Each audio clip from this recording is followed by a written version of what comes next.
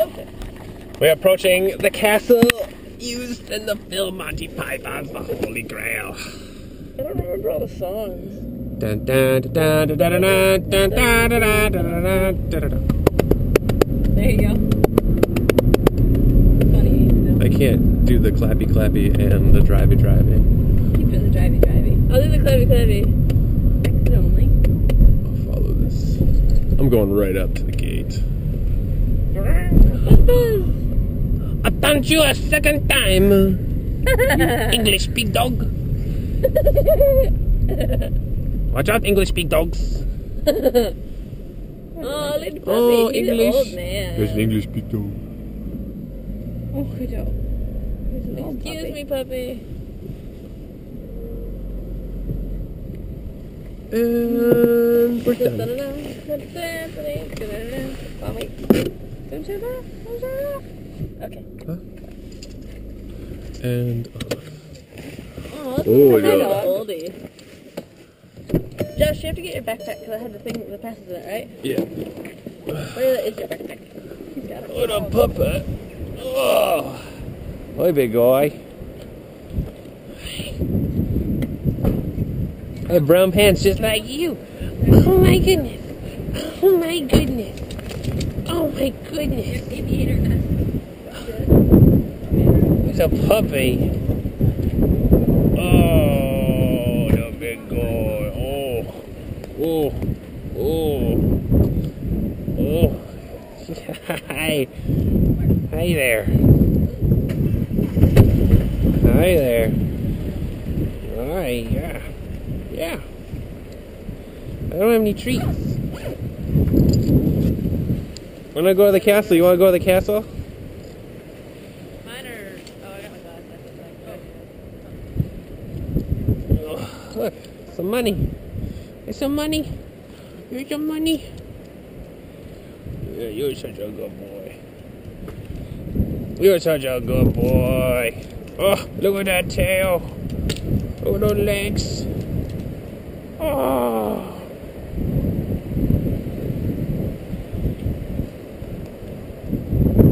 Oh, my boy. Oh, big boy. He's a big boy. Oh, he's a big boy. Hey, Mr. Puppy. He is. Oh, you want some love? Yeah, you're a big guy. Are you a stinky boy? I don't think so. He's an old boy. Look at his old Are you a ass stinky face. boy? Hi, honey. Yeah. Oh, hi. And I found some money. Oh, thanks. Look at somebody. Listen. I don't know if my collar's correct. He's like, my tail, my legs. Oh, big guy. All right. And he's like, are you my master? Love me. I'm supposed to be on a leash. He's an old guy. He Oh, is. there's that toilet down. Sorry. That's alright. It's in the cottage over there.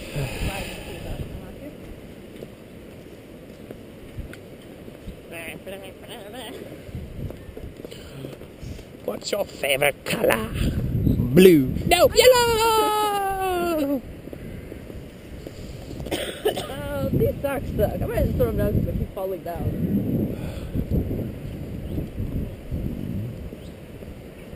I don't remember what pictures I took last time. I'll just keep taking pictures. Can we ask for coconuts? Just be apples? Yeah, they have them, I think, at the front. Lovely. But we don't need to go into the front to go in the back. Oh, no. That's what she said. What? You don't need to go in the front to get to the back. Oh, awkward. Awkward. On camera. You can't show the videos to anyone. Which one? Because I don't know what... I'll just limit them to us. And so you can be like, hey, check this out. Josh hasn't changed. He still fires off, that's what she says. Even though he got called into the office. So, Dune Castle. Yay. Oh, look. African swallows. Oh, God. I'm sure they get this all the time. They're like, get the hell out of We here. also went to the Highlander Castle. Yeah.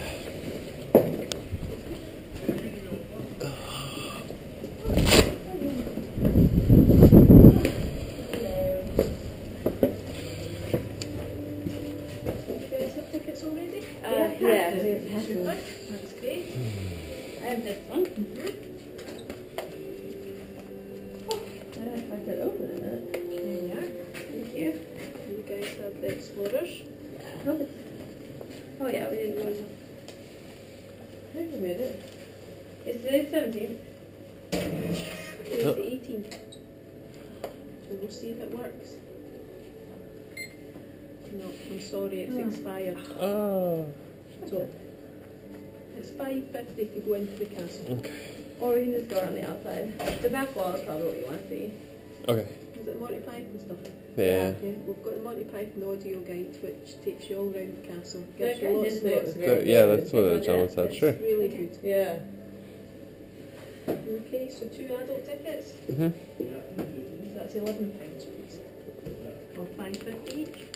I think when I looked at these I saw that you'd... I've got 20.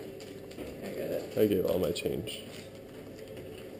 Magic. Oh, Thank thanks. you very much. 13 What, coconuts?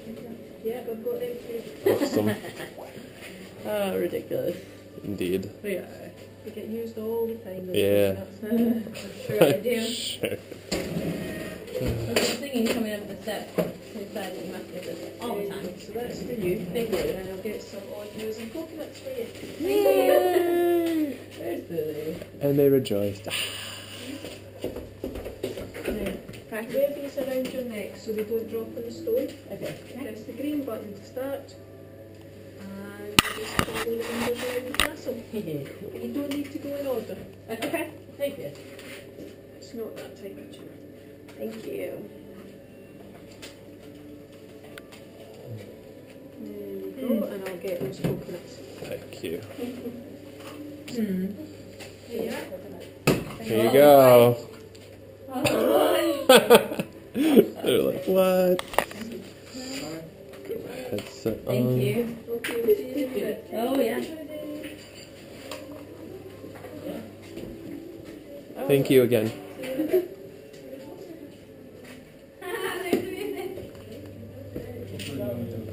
Yes. Good, Josh.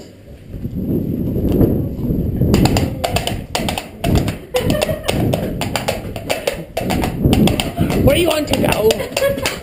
Whoa! You really good one.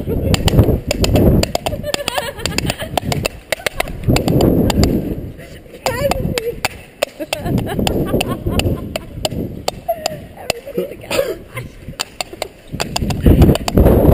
Oh, I haven't lifted at all. Oh.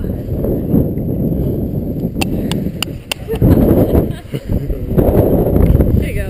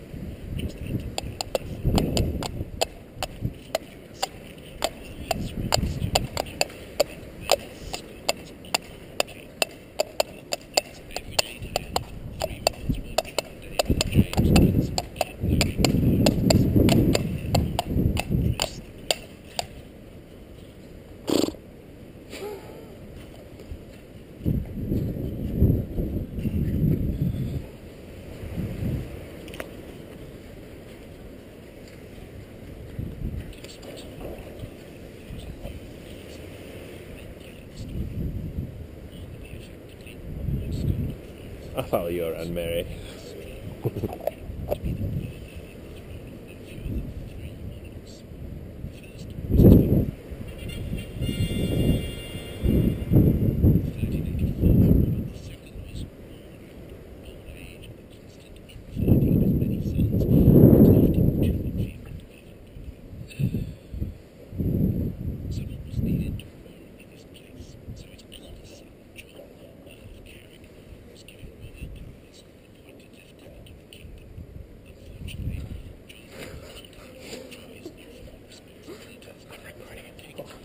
Huh? I'm recording it, so it'll all go through this, It's hopefully. funny.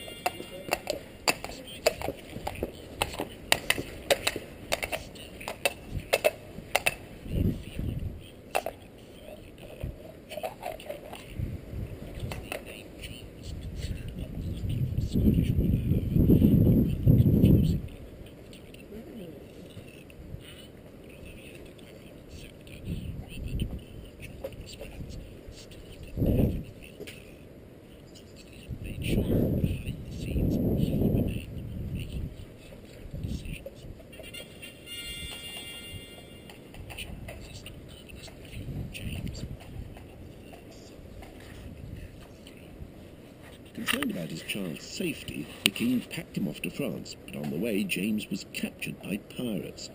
They handed him over to Henry IV of England, who imprisoned him and demanded a ransom. When Robert III heard the news, he became extremely depressed at the loss of his only surviving son. Declaring himself the worst of kings and the most wretched of men, he said that on his death he wanted to be buried beneath a midden. That's a heap of household waste. As it turned out, in 1406 he was laid to rest at Paisley Abbey, making his son James I. Fit and strong, there was nothing stopping James from being a first-class monarch, apart from the fact that he was still a prisoner of the English, who then could look after the country until he was free. Well, why none other than Robert Stuart, Duke of Albany. All of which goes to show that one, or indeed several men's misfortunes can be another's golden opportunity.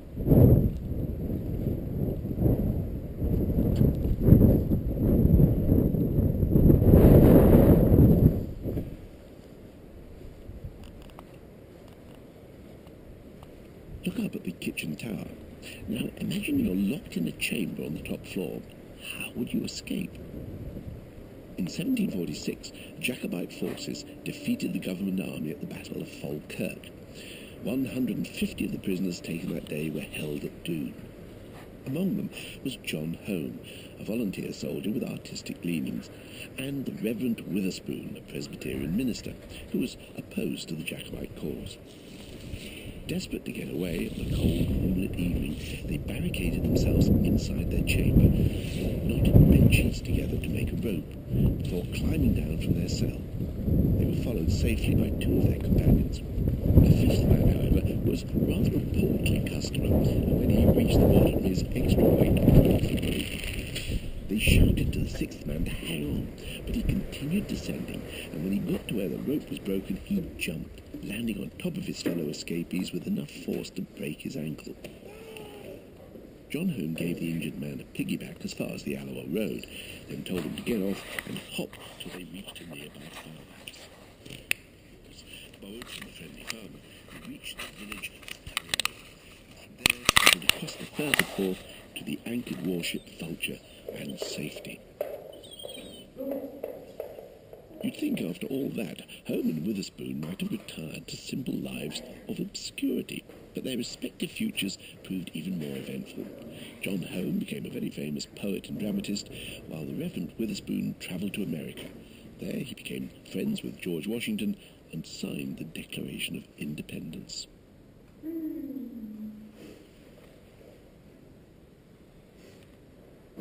Don't you a second time.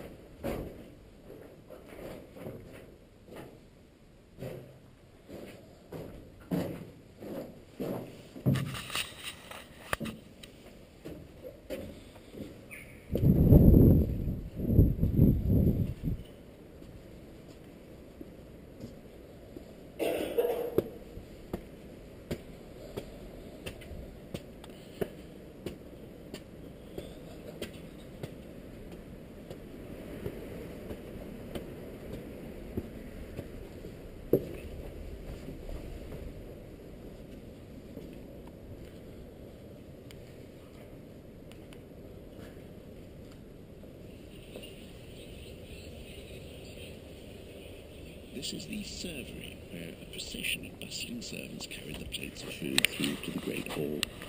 Can you see those two arched openings in the wall? They functioned as serving hatches, so the servants could collect the dishes for the table without having to enter the kitchen. We tend to imagine the medieval servant as being little more than a miserable slave, but that's far from the truth. Young people from both rich and poor backgrounds entered service at about 10 or 12 years old. Those from the lower end of the social scale could find it opened the door to a much better world as they learned new skills and met people who could offer them employment in the future. Service was a valuable introduction to adult responsibilities and an integral part of medieval society.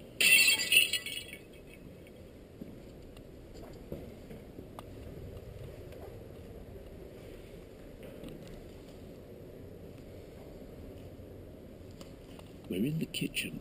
Before a big meal in Albany's day, this room would have been full of pungent cooking smells, smoke, and lots of people. Handlers, bakers, waferers, saucers, larders, butchers, carvers, page boys, milkmaids, butlers, and scullions. They'd all be busy preparing dinner. And it wasn't a light salad. Can you see the archway at the end of the room? Mind your head as you walk underneath it. I'll tell you what it's for. It's the fireplace, 17 feet across and big enough to house a whole ox roasting over a spit. Keeping that spit turning would have been a bored, sweaty lad called a turnbrockie. Not the most inspiring of jobs, you might think, but at least he could keep warm, and if it got too smoky, well, he could lean out of the window. Slop, blood, and general spillages could make things pretty messy underfoot, and if you look on the floor opposite the fireplace window, you'll see two drainage channels which siphoned away kitchen waste and the water that we used to sluice down the place when the day's cooking was done.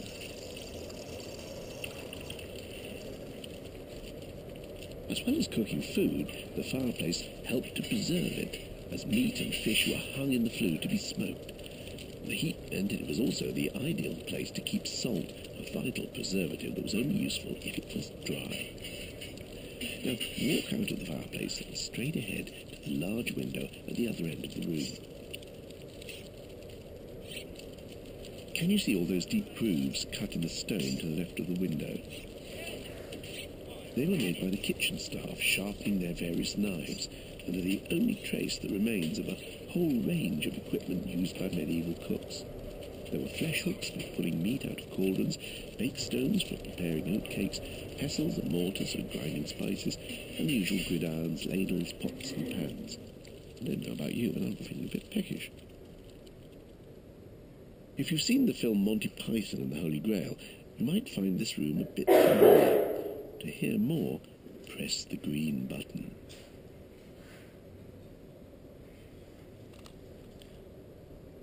It's amazing what you can do with a single room.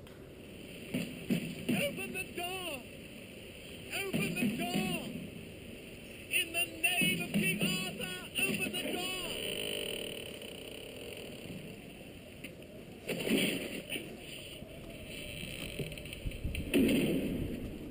Hello.